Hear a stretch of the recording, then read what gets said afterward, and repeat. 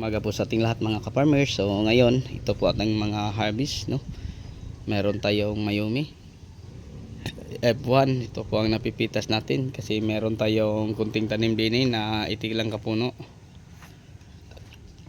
So yun, nasa mga 150 kilos ata. Tapos yung ampalay naman natin ang marami. Ayan.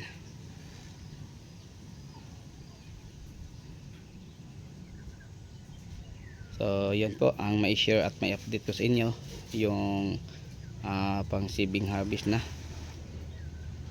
So may kunting sitaw doon, may ano pa doon sa likuran, no? Sitaw pa din yung sa likuran. Ayun na ang aking may share at may bahagi sa inyo mga ka-farmers.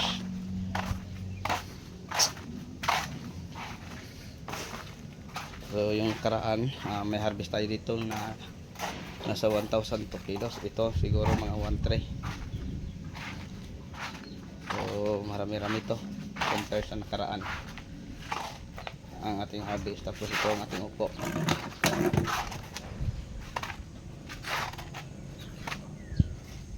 Yan, marami-rami na po.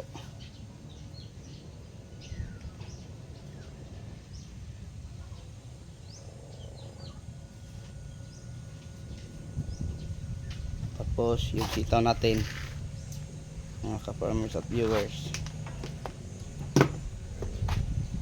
at meron pa doon hindi pa na-i-arrange.